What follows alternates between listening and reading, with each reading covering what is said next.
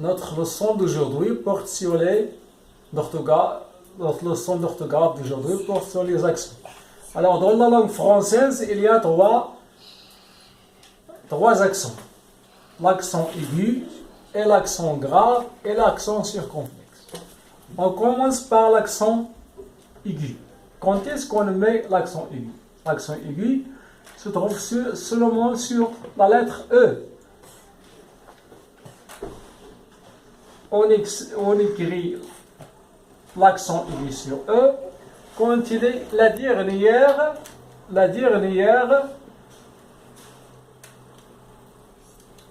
voyelle prononcée d'un mot. C'est-à-dire, elle est dans la dernière lettre du mot prononcée.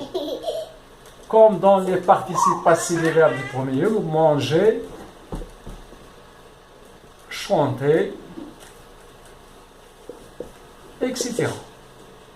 C'est-à-dire, elle est la dernière lettre prononcée d'un mot.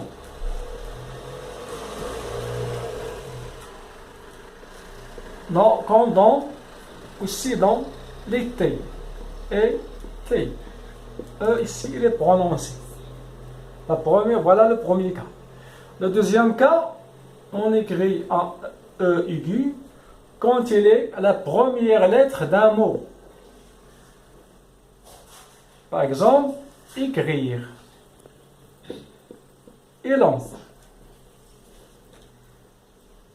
et d'autres, écraser, éléphant, et ainsi de suite.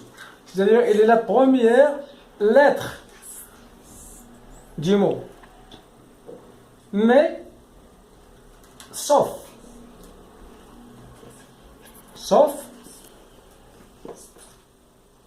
quand il est suivi de deux consonnes. Par exemple, effacer. Effacer, je n'ajoute pas l'accent aigu sur E, parce qu'il est suivi de deux consonnes.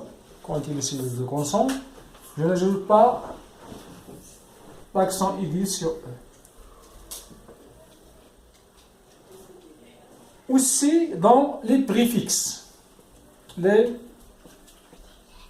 préfixes. Préfixes, mais des pré.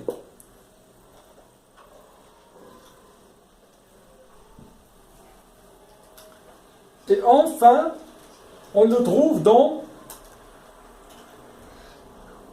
quand la syllabe suivie ne contient pas un E muet, c'est-à-dire c'est une syllabe prononcée. Pour expliquer, je donne des exemples. Dans éléphant, voilà le premier, on commence par E.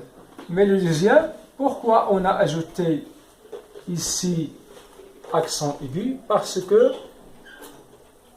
la deuxième, ou bien la syllabe qui suit, c'est pas un E muet, c'est une syllabe prononcée. C'est une voyelle prononcée. Éléphant, intéressant par exemple, intéressant,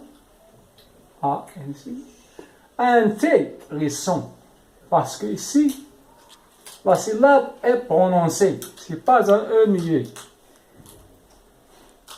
Par exemple, dans espérance, espérance. Ici,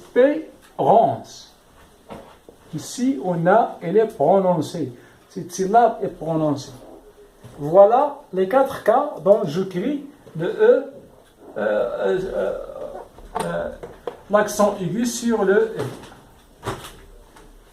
E. Et à la deuxième vidéo pour expliquer l'accent grave. Et la troisième pour expliquer l'accent circonflexe. À bientôt.